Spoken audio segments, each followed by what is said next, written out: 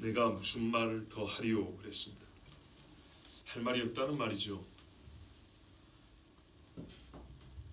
여러분, 우리가 이 믿음의 사람들을 보면 실제로 얼굴을 맞닥뜨리면 할 말을 잃을 것입니다. 기드온, 바락, 삼손, 입다, 다윗 및 사무엘과 선지자들의 일을 말하려면 내게 시간이 부족하려다. 참 이 한 절을 가지고 우리가 묵상하고 싶은 마음이지만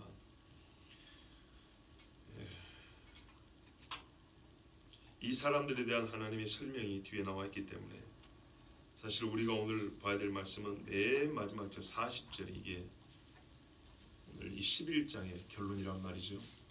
이 결론을 향하여 가기 위해서 이 말씀을, 앞에 있는 말씀을 또 읽고, 역시 내게 시간이 부족하리로다 했으니까 부족한 시간이지만 이 사람들이 이야기를 짤막하게 해보려고 합니다.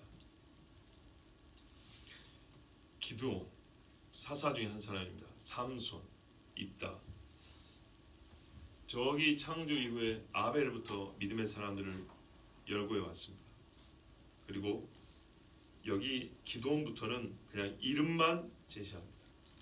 한 줄이라도 기록을 해주면 좋을 텐데 시간이 부족해서, 그래서 이름만 이야기했습니다.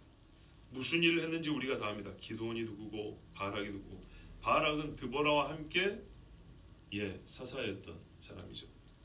삼손, 유명한 사람이고, 입다, 저기 길르앗에서 암몬 사람과 싸우고 자기 딸을 번제물로 하나님 앞에 서원에 바쳤던 사람이고, 다윗, 사무엘 이야기할 것도 없죠.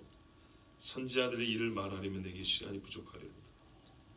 그런데 여러분, 왜 이 사람들의 이 일을 이야기해 줘야 될까요? 왜 우리가 이 사람들의 이야기를, 성경이 이야기를 해주고 우리가 이 사람들 이야기를 들어야 하지요?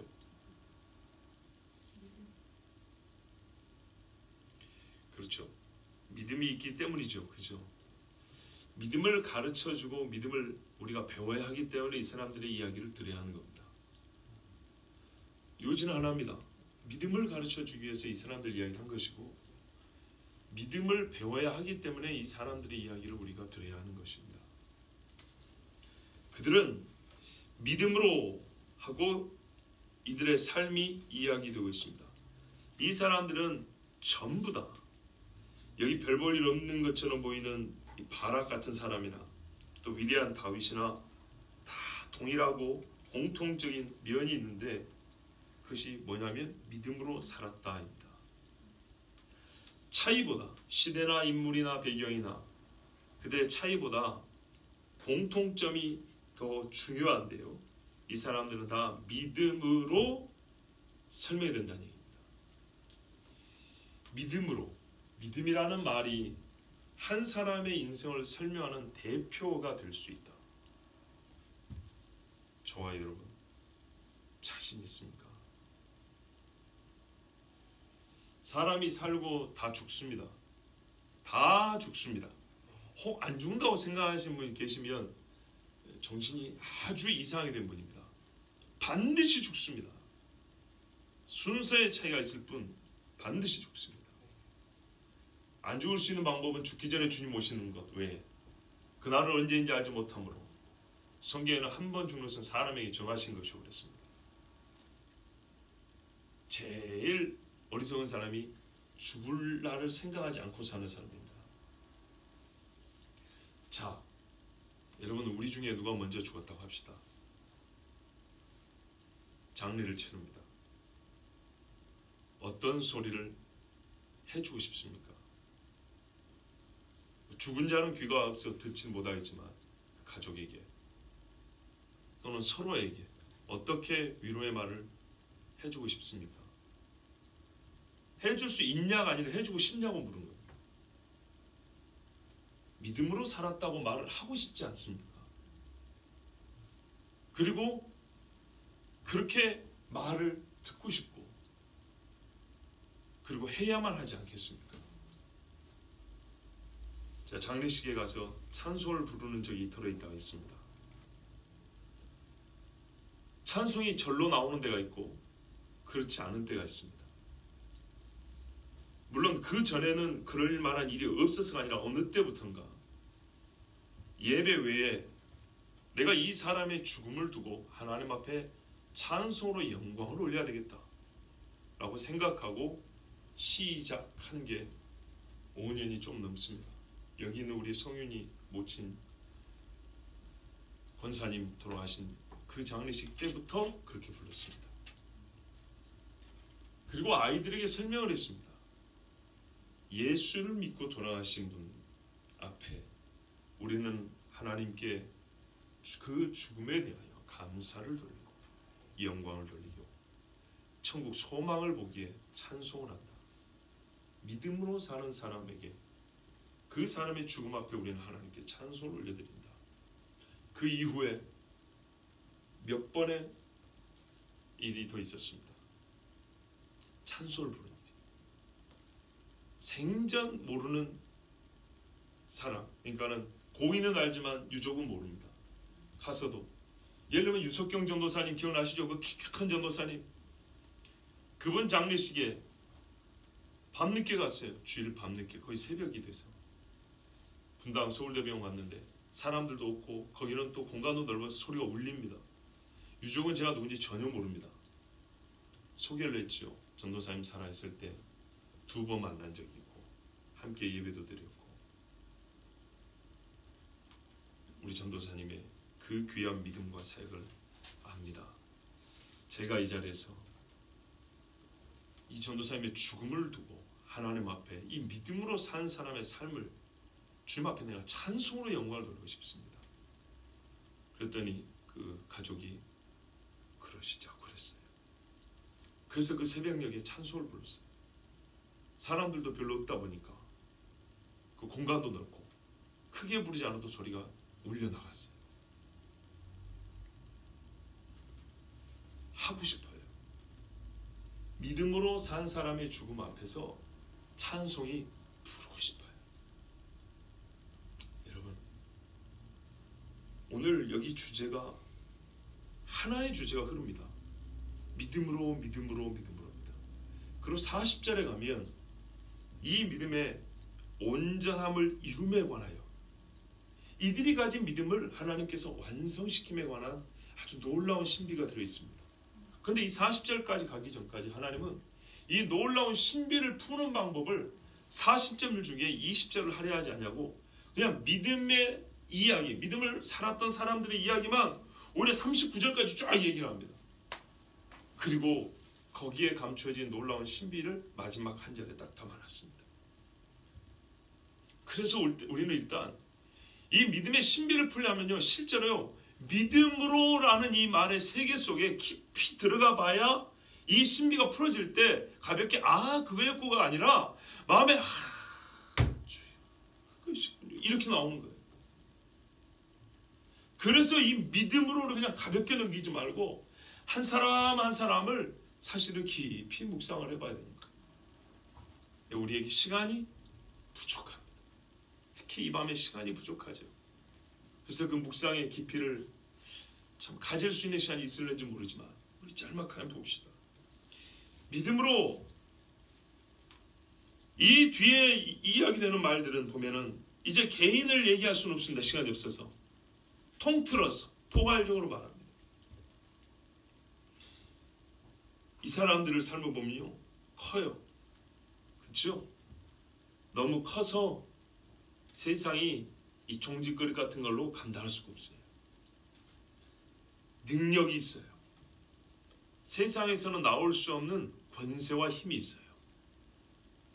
33절부터 나오는 이야기를 제가 그 성격, 그들이 한 일의 성격을 조금 다르게 표현을 해본 겁니다.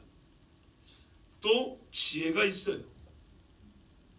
아름답고요, 구별되어 있고요, 하나님 앞에 자기를 포기했어요. 죽음까지 내놓았어요. 자기 생명을 내어서 죽기까지 했어요. 이 죽음까지 이 사람들의 삶에 있었던 모든 것을 설명하는 말이 이 일들에 대하여 누군가 물어본다면 근본적 대답이 믿음으로였어요. 믿음으로.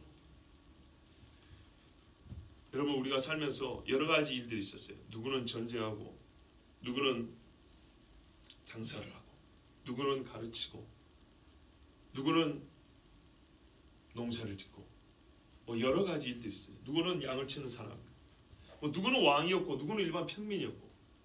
그런데 이 모든 삶의 다양한 모습이 있지만 한마디로 그 사람이 그 자리에서 왜 그렇게 살았는가 물어볼 때는 믿음으로 설명이 된다는 겁니다.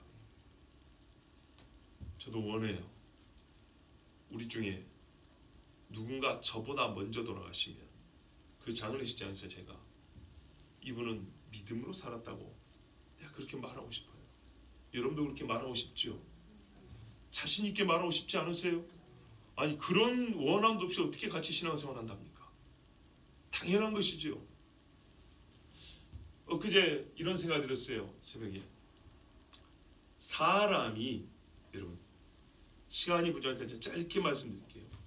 기계도 아니요 물건도 아니요 짐승도 아닌 사람이기에 사람과 사람이 관계를 맺기 시작했을 때부터 서로에게 무언가를 기대하는 것이 잘못인가? 부부로 약속을 하면서 기대하는 것이 잘못인가? 선생과 제자로서 관계를 맺기 시작하면서 선생에게 학생이 기대하는 바가 있는 게 잘못인가? 제자에게 선생이 기대하는 바가 있다는 것이 잘못인가?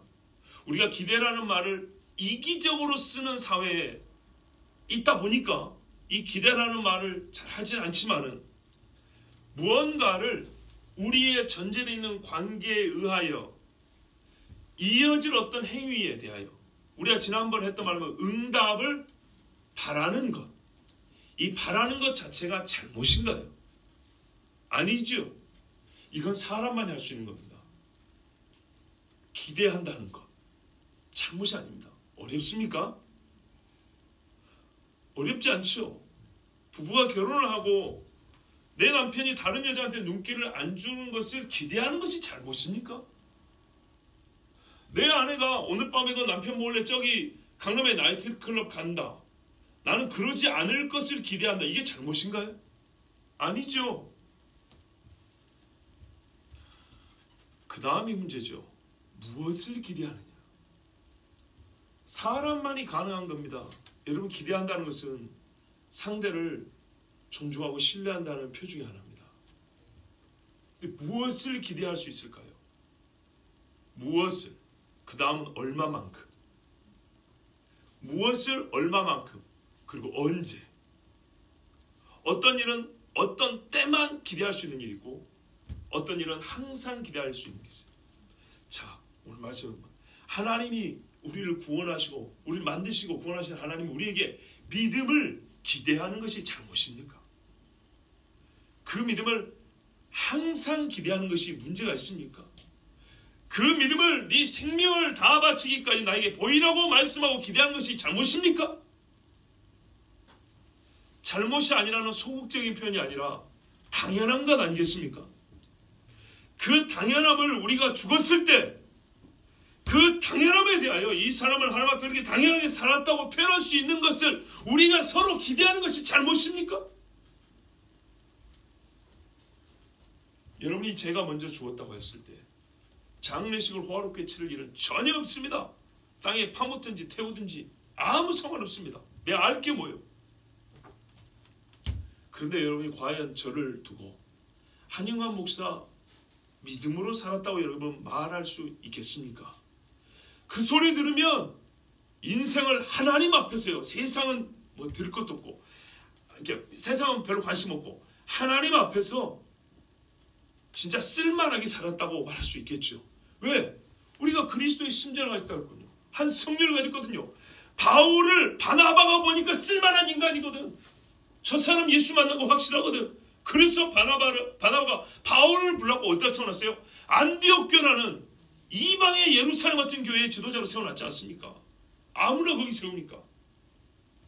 안디옥 교회 성도들이 왜 바나바와 바울을 따로 세워 안수하고 보냅니까?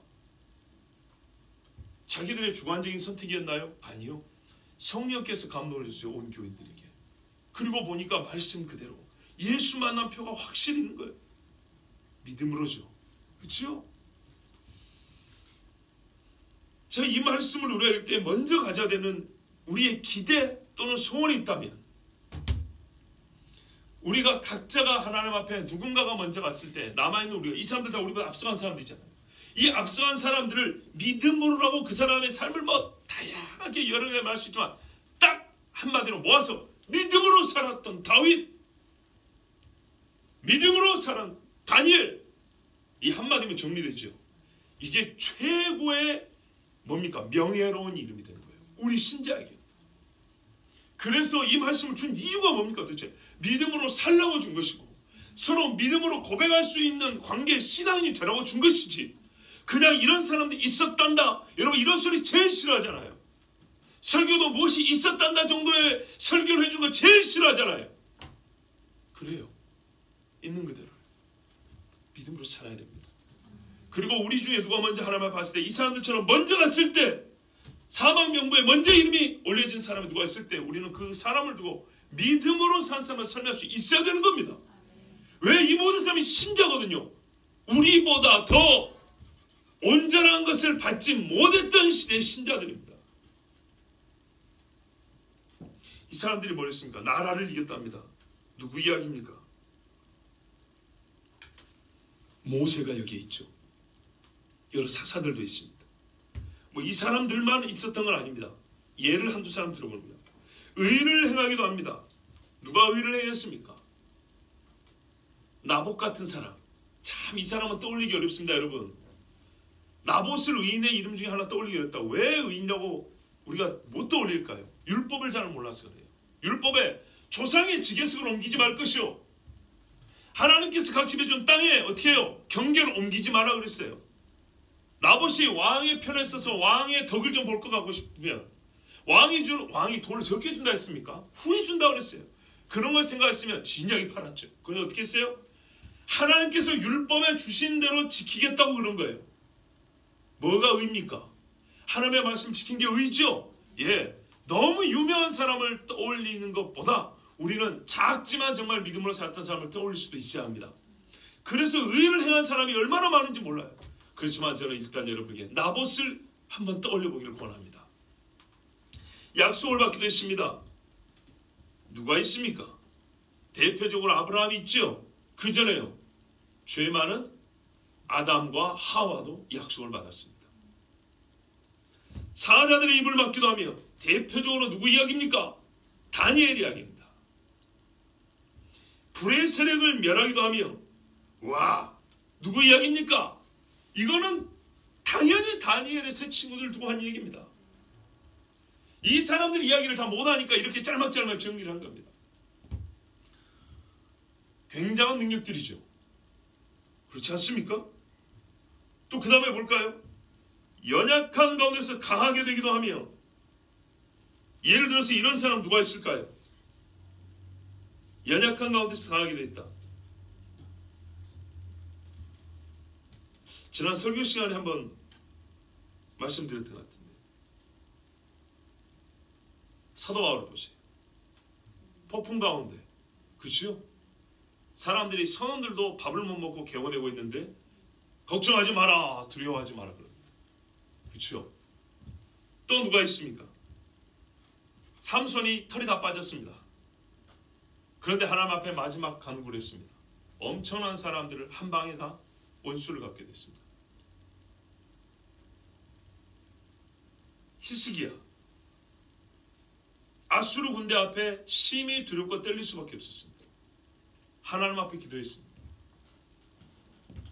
여호사밧, 구스와 그 주변의 100만 대군 앞에 어쩔 줄은 몰랐습니다. 여호사밧의 아버지 아사, 여호사밧, 이 사람들 그 연약함 중에 하나님 앞에 기도해서 강한 자가 되었습니다. 다윗은요, 도망칠 때 자기 따르던 사람들마저도 돌을 쳐 죽이겠다고 한 적이 있었습니다. 성경에도 군급하여 이렇게 돼 있어요. 매우 급했다는 겁니다. 그때 하나님께 묻고 우리를 친 저 아말렉을 쫓아가리이까, 이래서 잡았던 적이 있죠. 연약한 가운데 강하게 되어 있습니다. 여러분 의아할 거예요. 하나 빼먹었다고 칼날을 피하기도 하면. 좀 이따 말씀드릴게요. 자, 전쟁에 용감하게 되어 이방인의 진을 치기도 하며. 역시 다윗 같은 사람들의 이야기죠. 요나단 한번 생각해 보세요. 요나단은 자기와 자기 병기든 자 둘이 가서, 성경이 뭐라고 되냐면 사무엘상 14절에 아주 정말 재밌는 표현이 있어요. 반나절 가리 땅 넓이만큼. 소를 쟁기 묶어가지고 밭을 갔을 때 반나절을 갈 정도의 넓이랍니다. 요나단이 휩쓸고 지나간 땅이 그게 어느 정도인지 잘 모르겠어요. 뭐 저희 집도 지주 집안이 아니라서 소를 반나절을 이게 갈면 땅이 몇 평이 나오는지 정확히 모르겠어요. 근데 말이죠, 최소한 1000평 이상은 나온다고 봅니다. 예, 반나절을 계속 간다고 생각을 해보세요.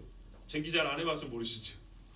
근데 어른들 가는 거 보면 이라의 소야 하면은 소가 걷는 걸음이 어른들이 급한 걸음으로 쫓아갈 정도 속도예요. 예, 중간에 쉰다 하더라도 반나절이라고 생각해보세요. 그러면 아침 먹고 점심 먹을 때까지만 가라도 4-4시간 동안 가면은 얼마나 넓게 갈 수 있겠어요. 이게 요나단하고 요나단의 병기든 자 두 사람이 블레셋 진에 가서 휩쓸고 다닌 땅 넓이입니다. 전쟁에 용감하게 되어 이방의 진을 물리치기도 하며. 여기 요나단 이야기는 없지만 이거 딱 보는 순간 누가 떠올리겠냐 이 말이죠. 그런데 여러분, 제가 여기서 칼날을 피하기도 하며를 뒤에 빼놓은 이유가 하나 있습니다. 그게 뭐냐면 이 다른 말씀들은 상당히 이 가시적으로, 그러니까 분명하게 보이는 어떤 능력 행함들입니다. 순간적으로 하나님이 어떤 능력을 부어주셨건 아니면 본래 받은 것들을 활용을 한 것이건 간에 진짜 말 그대로 말이죠, 초자연적이고 초월적인 능력이 나타난 일들이에요. 불수에 대한데 불이 못 태워요. 그렇죠? 또 뭡니까? 전쟁에 뭐 얼마나 싸움을 잘한다고 두 사람이 한 진을 휩쓸고 다니겠어요. 하나님의 강력한 영이 임하신 거죠. 그런데 말입니다, 그럴 것 같으면 표현을 할 때 34절의 중간에 칼날을 피하기도 하기보다는 전체적인 어떤 그 흐름에 좀 맞게 한다면, 그 강력함, 믿음의 강력함을 보일 것 같으면 칼날을 무디게도 하며 칼날이 베지 못하였으며, 그들은 믿음으로 나갈 때 칼날이 베지 못하였으며, 뭐 이렇게 해야 뭔가 좀 더 어울리는 것 같잖아요. 그렇잖아요. 불의 세력을 멸하기도 했으니까 불의 세력을 멸하기도 하며 칼날을 무디게도 하며 칼을 부러뜨리기도 하며 뭐 이렇게 해야지 좀 어울리잖아요. 근데 여기서는요, 피했대요.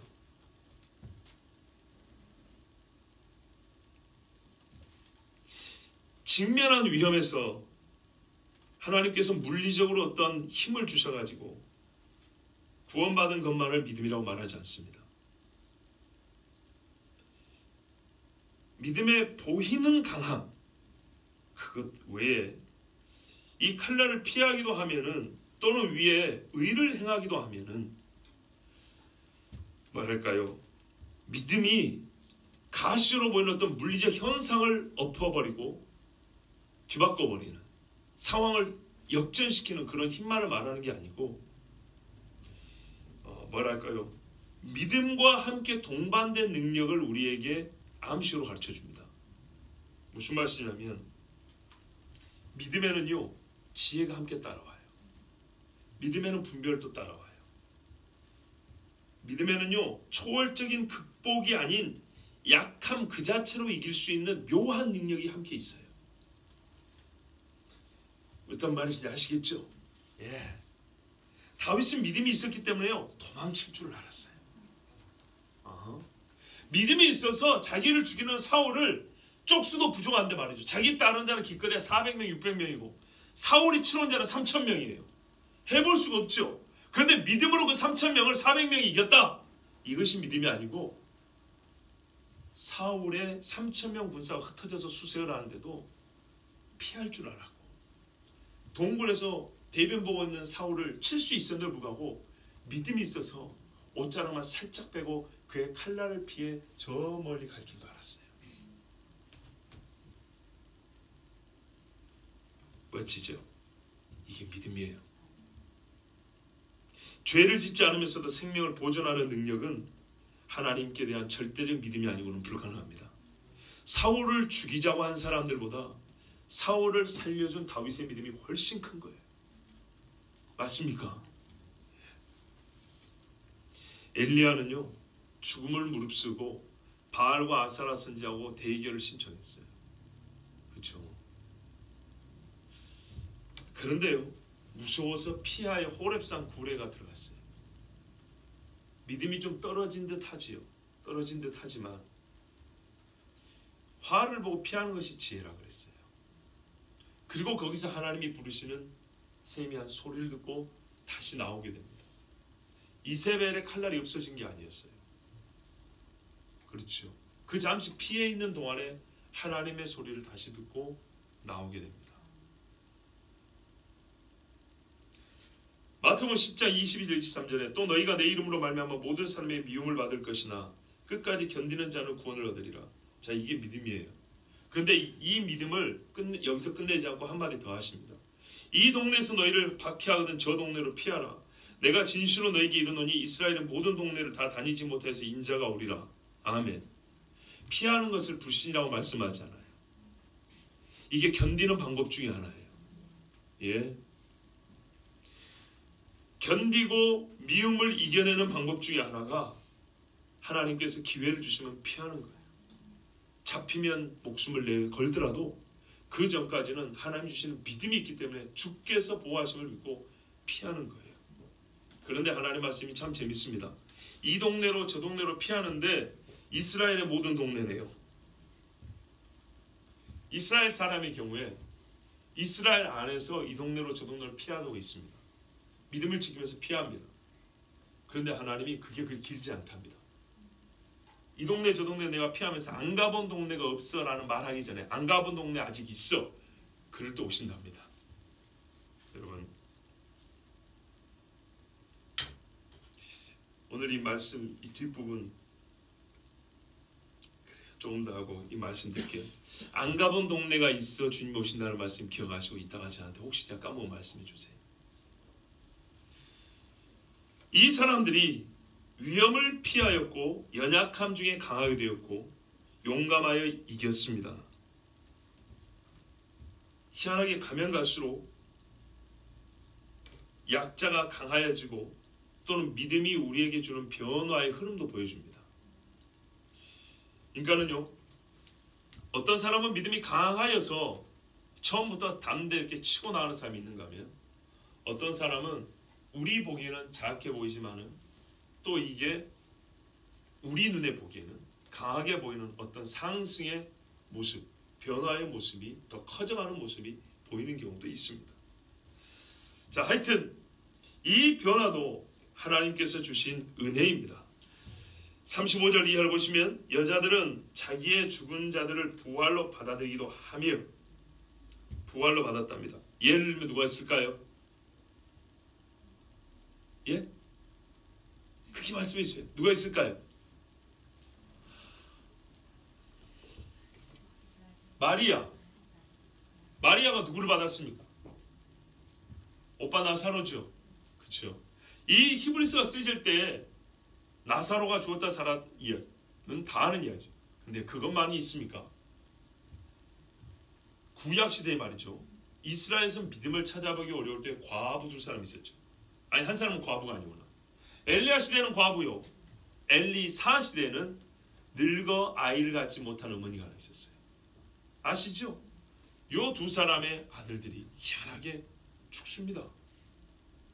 희한하게 어떻게 엘리야를 섬긴 집의 아들이 죽을 것이고 그것도 과부의 아들이 희한하게 어떻게 엘리사가 자주 이렇게 가서 기거하고 대접을 받는 집의 아들이 그것도 축복받아 태어난 나이 늙음하게 나온 외동아들이 왜 죽습니까? 뭘 보여주려고요? 하나님의 부활의 권능, 이 죽어가는 나라를 하나님이 살릴 수 있는 능력이 있으심을 진짜 사망에서 부활로 변화시킬 수 있는 능력이 있는 하나님을 보여주시려고 선지자 중에 죽은 자를 살린 자가 엘리야 엘리사밖에 없어요. 이 여인들. 근데 안타깝게도 그 중에 한 여인은 이방 사람이었죠.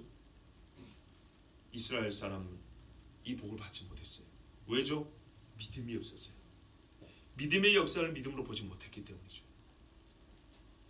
또 어떤 이들은 더 좋은 부활을 얻고자 하여 심한 고문을 받되 구체 풀려나기를 원하지 아니하였으며 이거는요 예레미야를 일단 떠올릴 수가 있습니다. 구약의 대표적인 사람 예레미야, 물 없는 구덩이에 빠져서 그때 나이가 60대로 볼 수 있습니다. 거기서 죽는다 했습니다. 예레미야 죽을 고비를 넘겼어요. 그리고 히브리서를 쓸 때쯤 되면 그 외에 믿음의 사람들이 얼마나 많이 죽은 것 같습니까? 그런데 여러분, 우리는 일단 여기서 신약 성경에 기록된 사람들 혹은 예수님 오신 이후의 사람들을 떠올리기 전에 여기 있는 모든 설명이 구약이라고 부르는 예수님 오시기 전 시대 사람들에 대하여 이 설명이 다 적용이 되고 해당이 된다는 걸 아셔야 됩니다. 즉 심한 고문을 받았으나 더 좋은 부활을 얻고자 하여 구차히 면하지 아니하였다는 사람들 중에 신약의 사람들을 생각하면 아주 많은 사람이 떠오르겠지만 종교개혁 당시 이후부터도 생각하면 엄청나게 많은 사람이 있겠지만 지금 이 말씀의 전체적인 맥락은 구약 사람들을 두고 하는 이야기입니다. 또 어떤 이들은 조롱과 채찍질 뿐 아니라 결박과 옥에 치는 시련도 받았으며 돌로 치는 것과 톱으로 켜는 것과 시험과 칼로 죽임을 당하고 양과 염소의 가죽을 입고 유리하여 궁핍과 환난과 학대를 받았으니 이런 사람은 세상에 감당하지 못하느니라. 그들이 광야와 산과 동굴과 토굴에 유리하였느니라. 이 사람들은 다 믿음으로 말미암아 증거를 받았으나 약속된 것을 받지 못하였으니. 우리가 성경에 다 기록되진 않았지만 36절부터 38절까지의 핍박과 고난을 당한 구약의 신자가 있다는 것을 오늘 여기서 확인합니다. 그들의 이름은 다 모릅니다.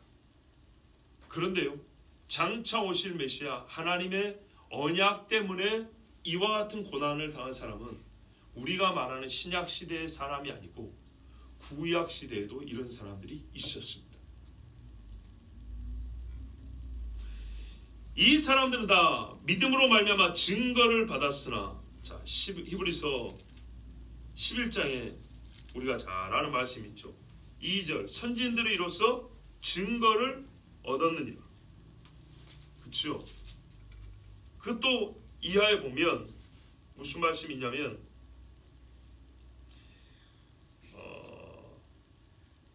13절에 이 사람 다 믿음을 따라 죽었으며 약속을 받지 못하였으되 그것을 멀리서 보고 환영하며 이렇게 말했습니다.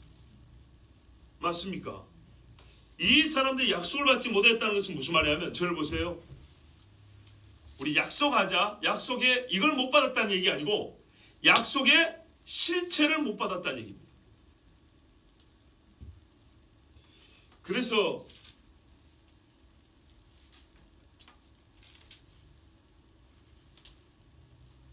또 하나님 말씀에 보면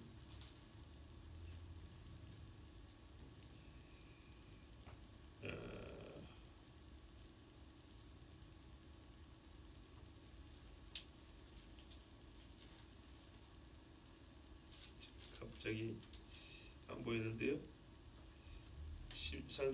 히브리서 11장에 보면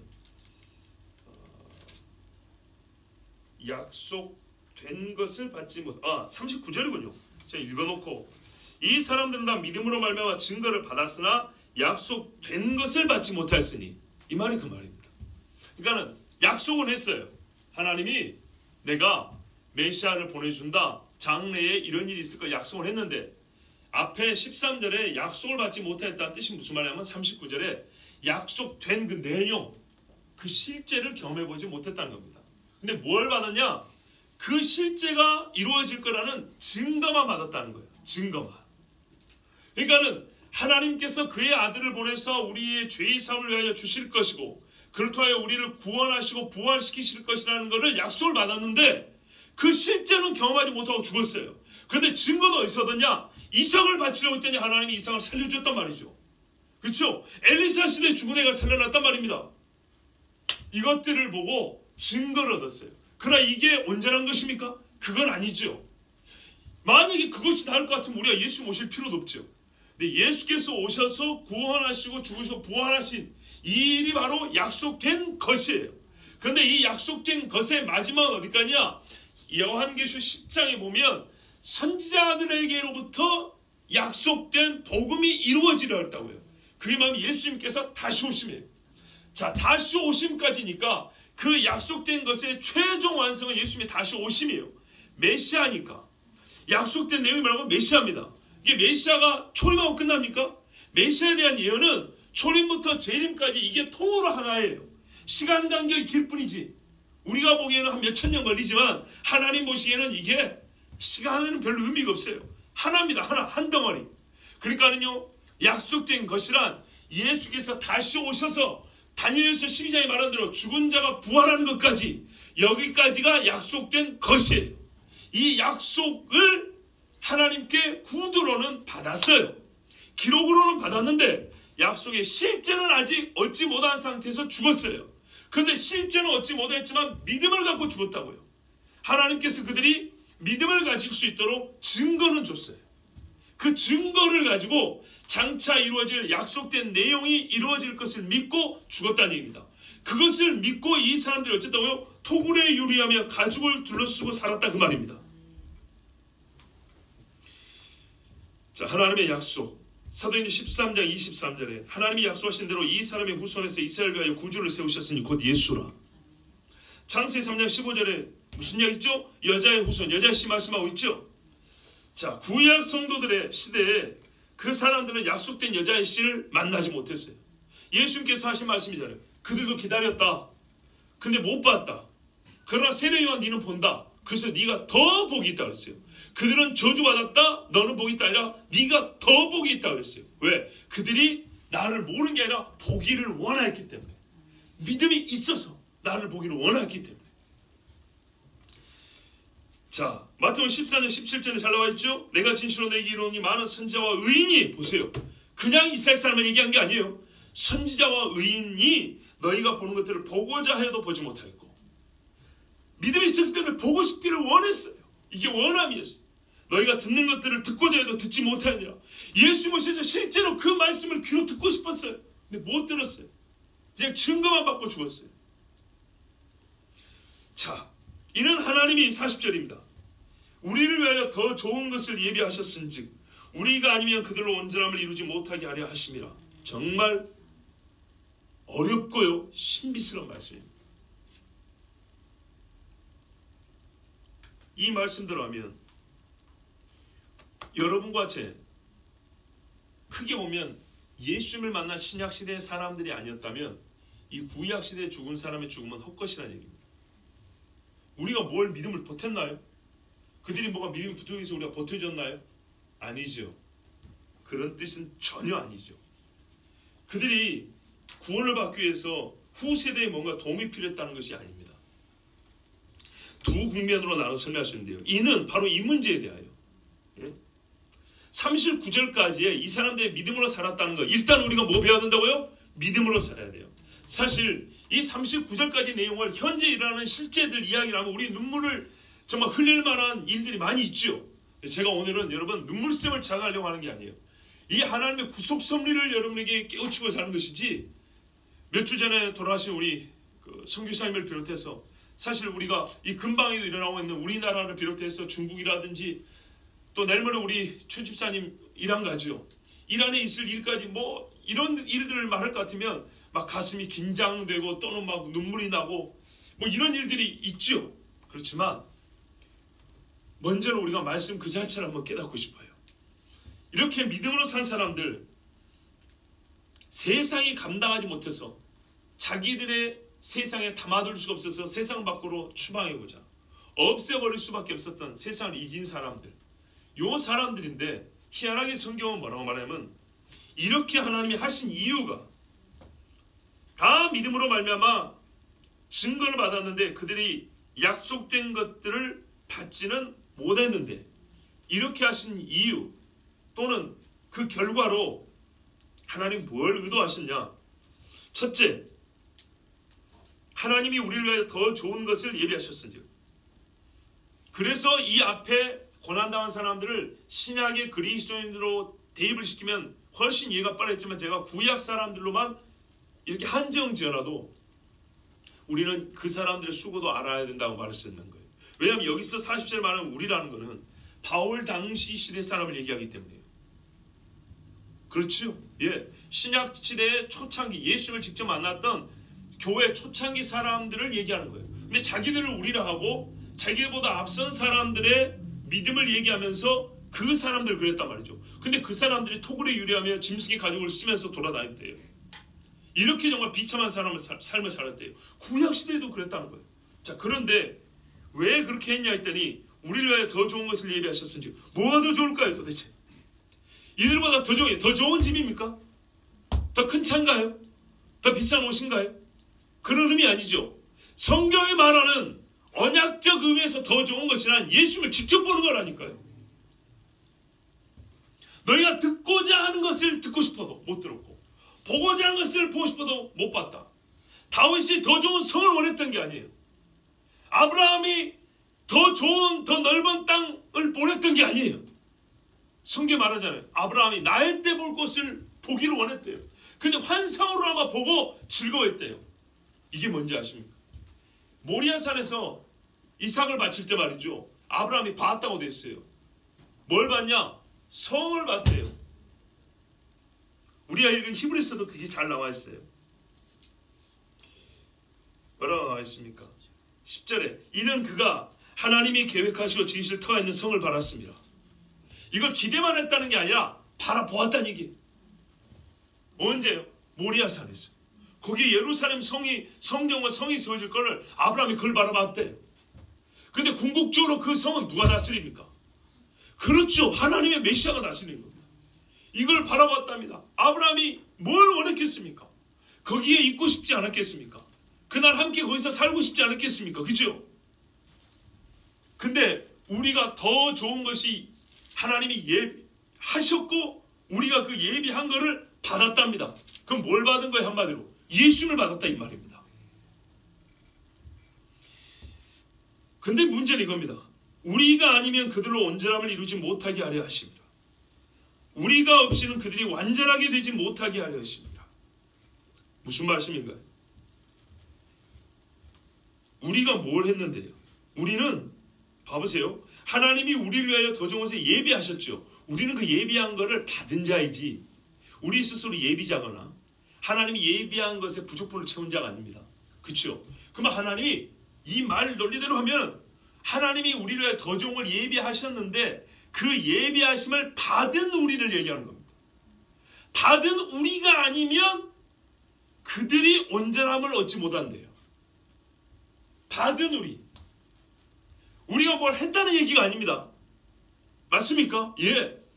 하나님이 더 좋은 걸 예비하셨는데 그 더 좋은 것을 받은 세대가 있고요.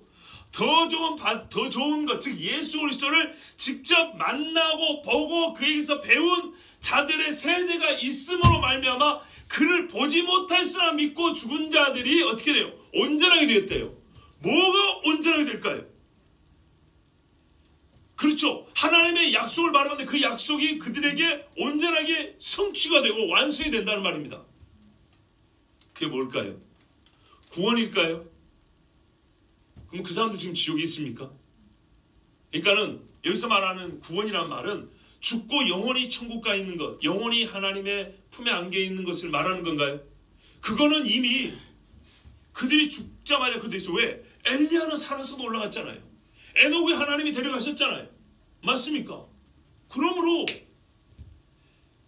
여기서 말하는 그들이 온전함을 얻는다는 것은 그들의 영혼이 죽은 후에 저기 구천을 떠돌아다닌다거나 불길 속에 있다가 우리가 예수 믿기 시작할 때 우리가 한 사람 믿으면 그 중에 한 사람 올라간다거나 뭐 이런 뜻이 아닙니다.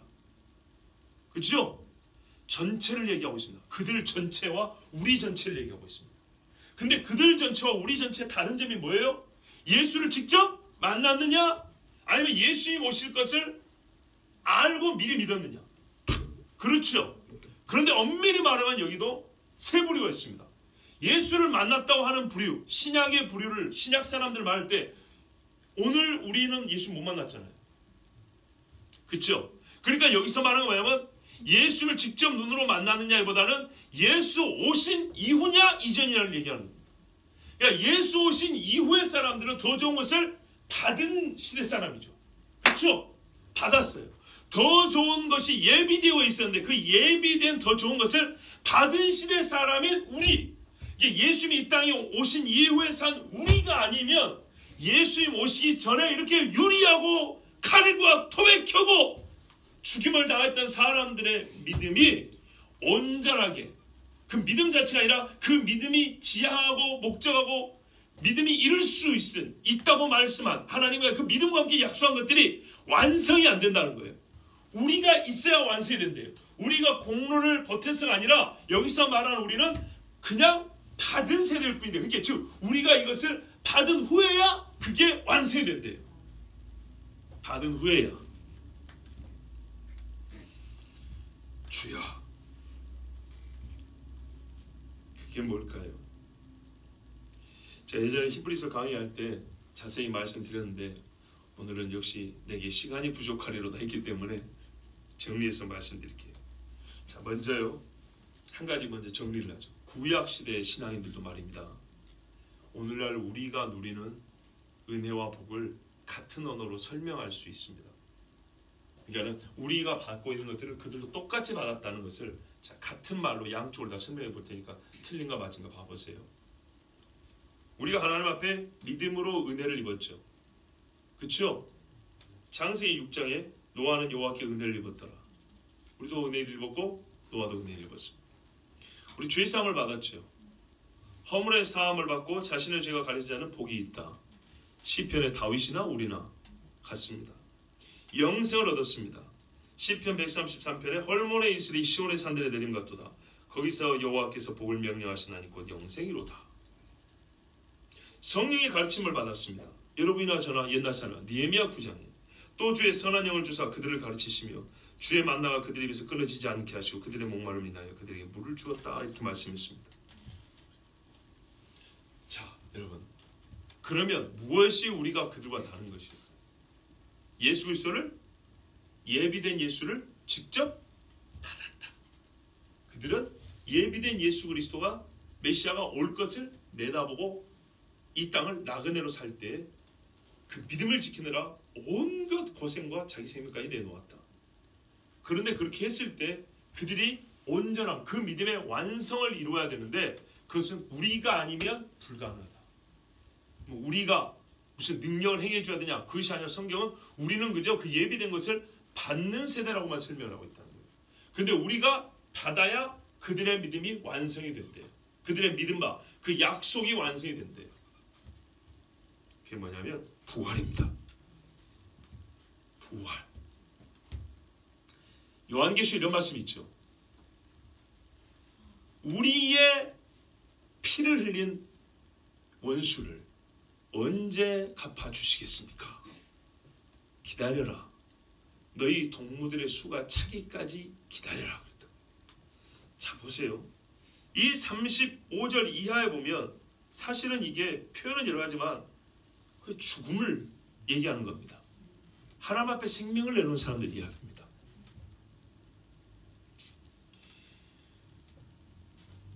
예수 그리스도께서 다시 오심으로 부활에 합당한 자들이 되기까지 그들은 부활에 이르지 못합니다. 무슨 말씀이냐? 다니엘서에 보면 말일에 부활이 있다고 말을 했어요. 유대인들이 뭘 알고 있냐면 예수님께 말하다가 세상 끝날에 부활이 있을 줄 압니다 그랬어요. 이게 바로 믿음의 끝이에요. 약속의 완성이라고요. 맞죠? 그런데 그들이 부활을 경험하지 못해요. 어느 때까지요? 예수님이 다시 오실 때까지. 예수님이 다시, 근데 언제 오십니까? 이방인과 이스라엘 사람들의 구원 얻을 자의 수가 다 차기까지. 순교자의 수도 차고 이스라엘 모든 땅에 하나님의 복음이 증거될 때까지. 맞지요? 그 말입니다. 우리가 아니면 그들이 완전함에 이르지 못한다는 말은 그 말입니다.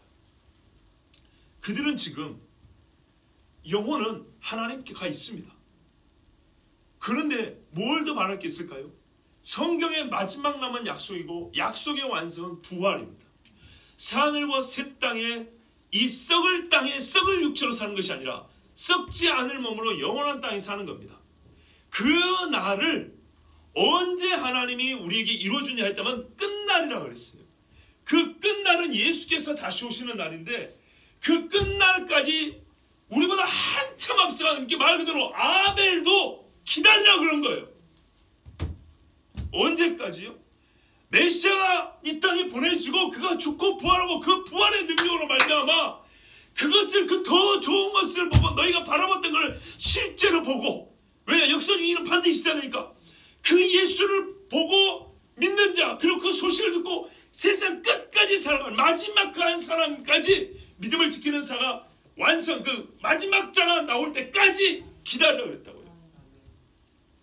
그리고 그 마지막 자까지 하나님의 택한 자가 다 예수 그리스도 오실 때까지 그 부름을 받고 주님이 오실 때 어떻게 한다고요?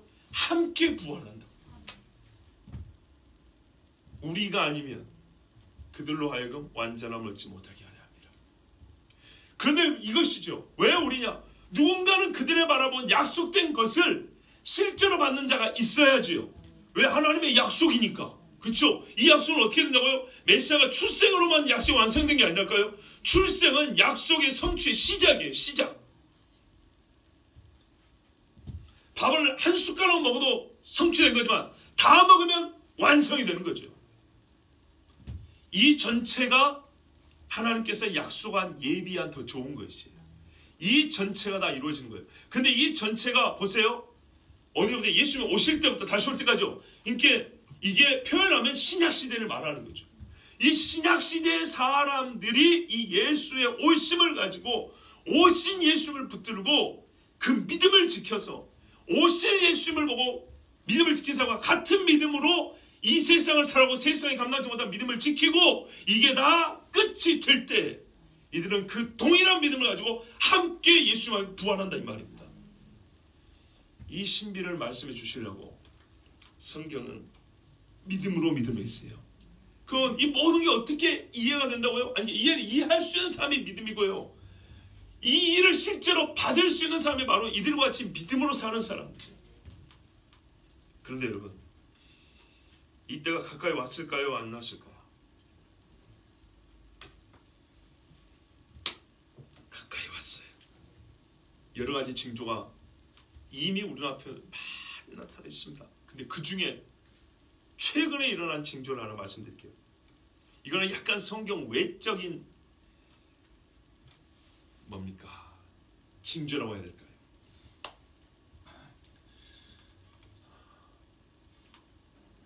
이스라엘은요 의원 내각제입니다. 당이 엄청 많아요. 국회의원은 100명 좀 넘는데 당이 굉장히 많아요. 그래서 어떤 당은 국회의원 4-5명 막 이래요. 수십 명 가진 당이 얼마 안 되고요. 그래서 어느 한쪽 다수당이라는 게 없어요. 우리나라는 큰 당 2개 있고 조그마한 것들 있잖아요. 보통 그렇거든요. 근데 이스라엘은 그렇지 않아요. 그래서 어떻게 되냐? 다수당의 당수가 대표가 국회 아니면 총리가 된 거예요. 총리. 이게 의원 내각제입니다. 그래서 잘못하면 다 싹 사퇴하고 막 이렇게 되는 거예요. 의원들 책임을 지는 거죠. 정치적으로. 그런데 다수당이라면 최소 과반을 넘어야 되는데 이게 안 돼요.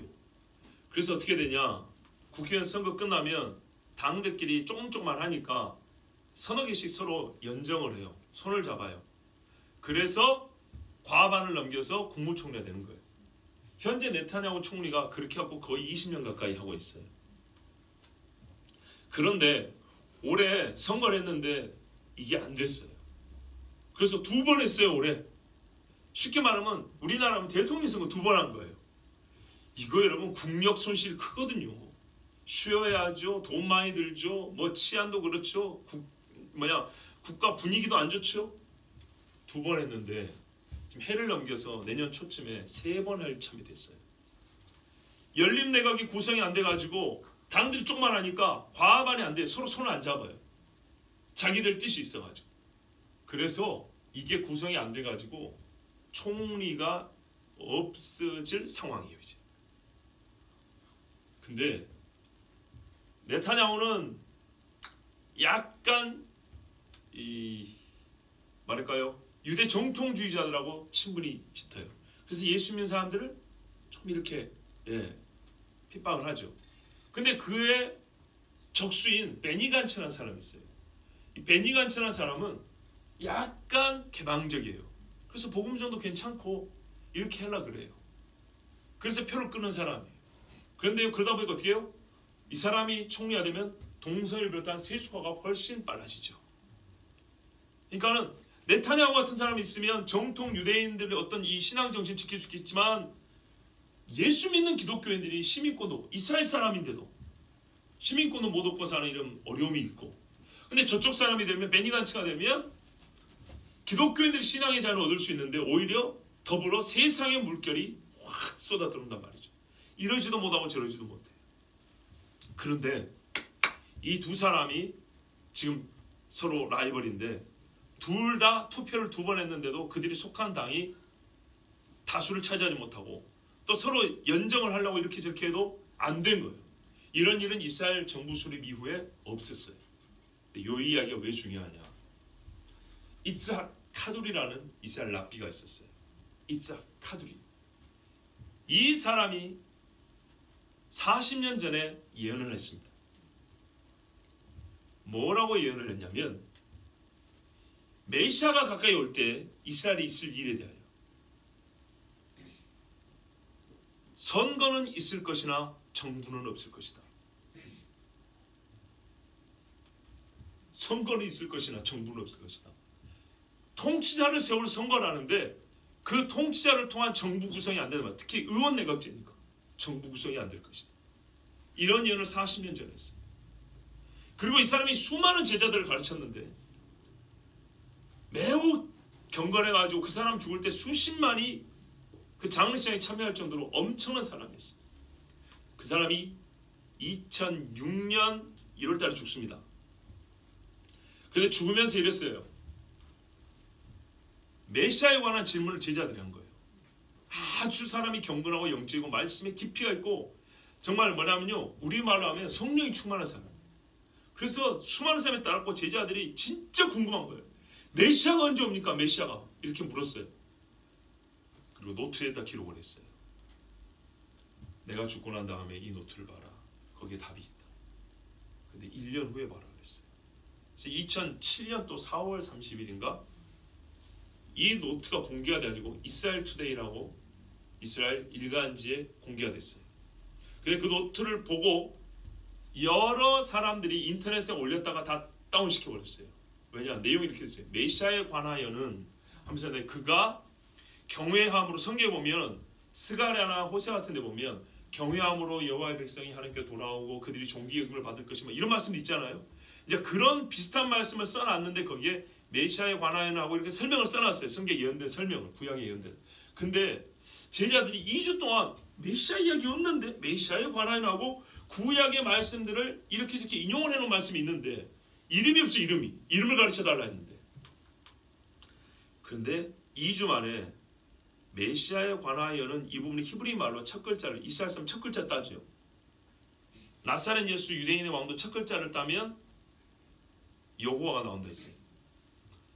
이 메시아에 관하여는 첫 글자를 따니까 여호슈아가 나온 거예요. 여호슈아가 누굽니까? 예수와 예수님입니다. 그래서 이거를 발견하고 이스라엘 사람들은 이거 다 알거든요. 우리야 뭐 그런 식으로 하나, 이스라엘 사람들은 이런 식으로 해요. 깜짝 놀라서 웹사이트 그거 관련된 이 카두리와 관련된 웹사이트가 굉장히 많았는데 다 다운시켜버렸어요. 그러지만 이스라엘 투데이가 이거를 기사로 써냈어요. 12년 전에 난리가 났습니다.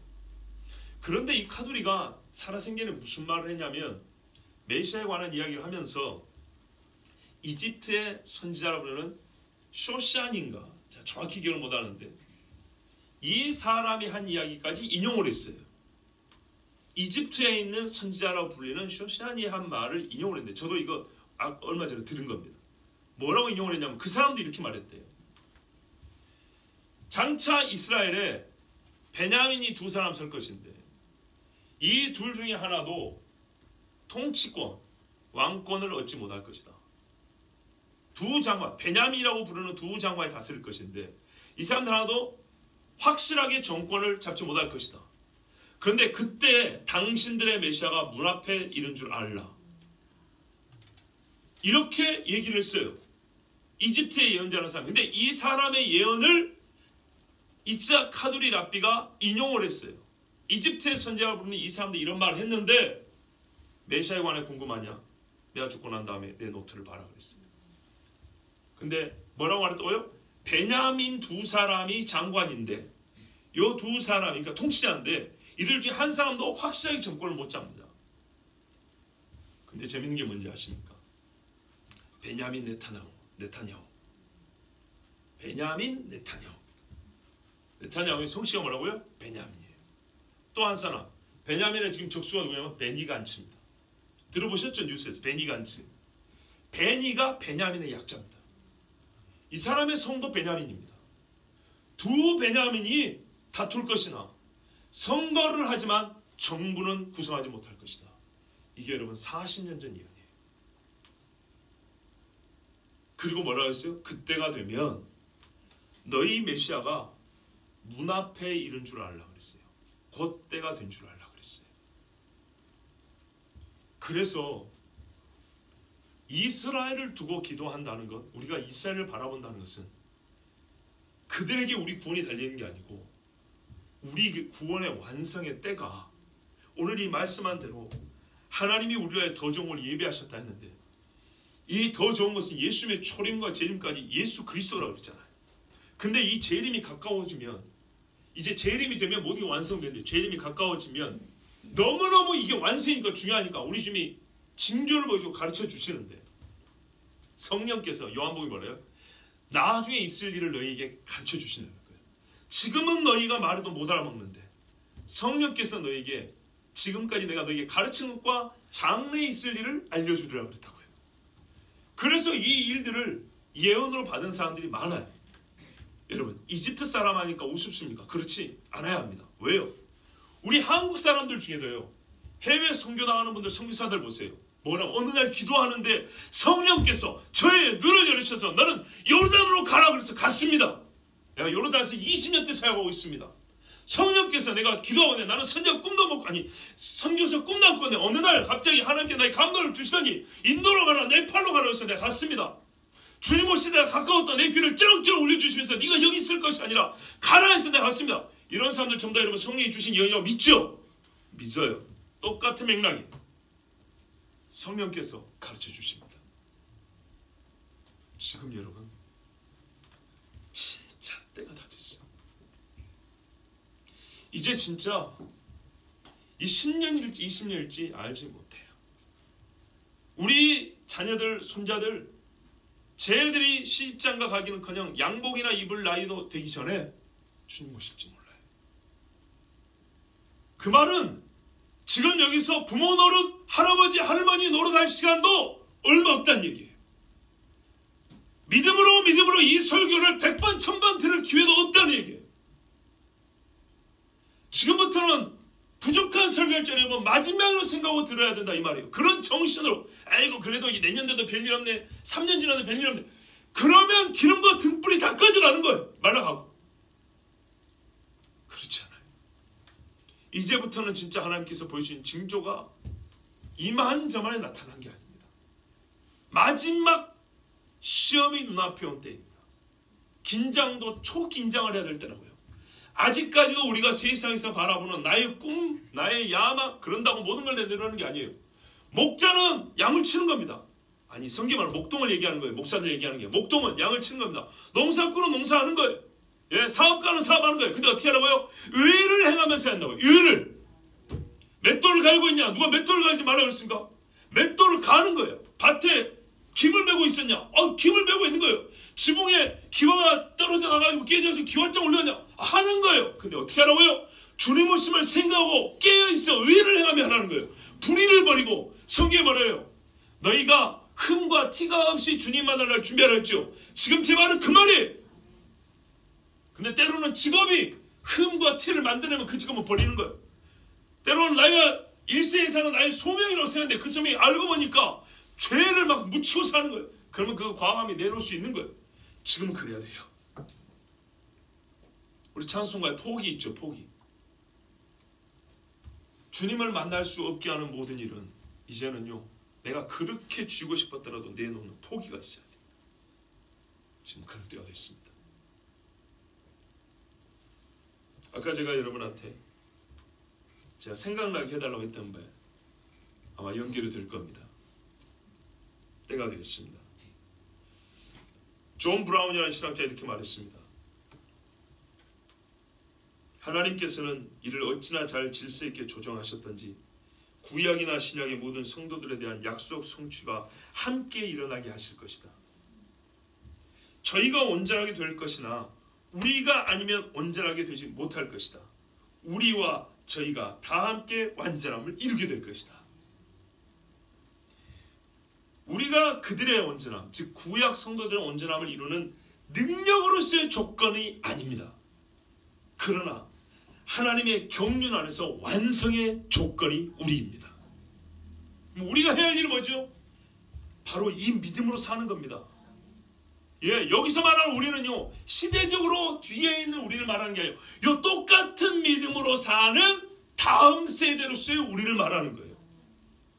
허접하게 믿음도 아닌 것으로 살면서 주님 오실 날 시간 다 된 그 시대, 마지막 시대에 사는 자가 우리입니까? 그게 아니에요.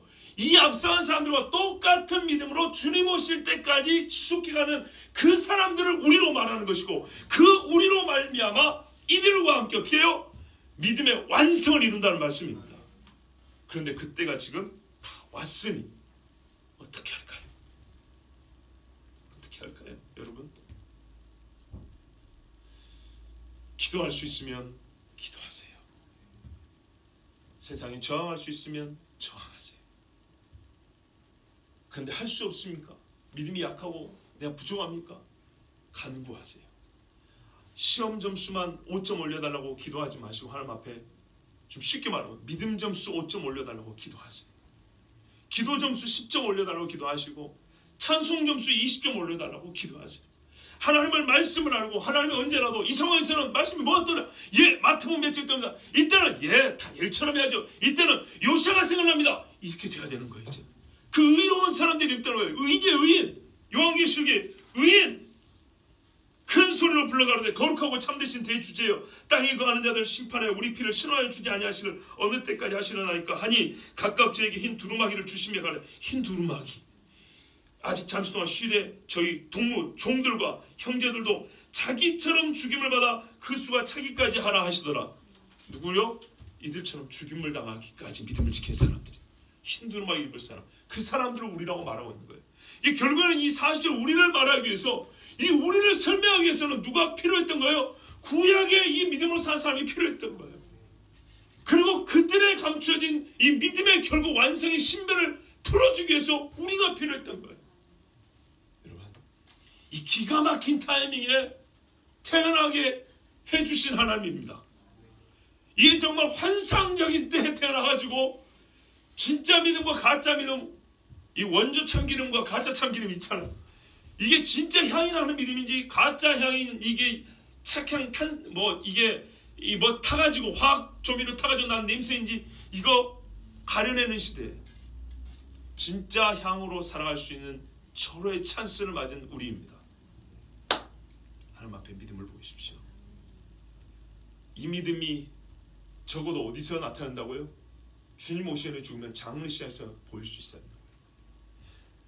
평온한 중에 살다가 평온한 중에 죽는 장례식장에서도 믿음으로 살았다는 말을 못하면 환난과 시험이 있는 그때에 어떻게 믿음을 지키리요? 근데 성경이 말하는 우리는 바로 그 믿음을 지킨 사람들입니다. 토굴에 유리하고 토백 켜는 것을 진짜 아이들에게 가정님들 이 말씀을 전했는데 이거 설명이 너무 곤란해. 애기들 앞에. 예? 사람 목을 톱으로 쓱 이게 막 쓴다고 생각하면서 이게 나무니까 쓱쓱 사람 살이 막 찢어지고 걸리고 뼈가 걸리고. 여러분, 이런 믿음이 어찌해야 우리가 가질 수 있으며 지켜낼 수 있겠습니까? 철저하게 성령의 감동을 받지 않으면 불가능하고 완전하게 말씀의 사람이 되지 않으면 불가능합니다. 그러므로 여러분, 우리가 지금 제가 모일 때마다 우리 수가 많지 않지만은 진짜로 하나님 믿음을 주십시오. 믿음을 주십시오. 세상을 이길 수 있는 믿음을 주십시오 하고 기도해야 합니다. 지금은 어느 때보다도요 많은 기도할 게 있지만 바로 이 기도를 가장 목숨을 다하고 힘을 다하고 해야 될 때입니다. 우리 모두 믿음으로 사시고 믿음이 있어 구약 신앙인들의 그 믿음의 완성을 이루는 종들 되시고, 또한 주님 오실 때 그들과 함께 부활한 자의 이름으로 불려질 수 있기를 바랍니다. 우리 같이 이 시간에 기도합니다.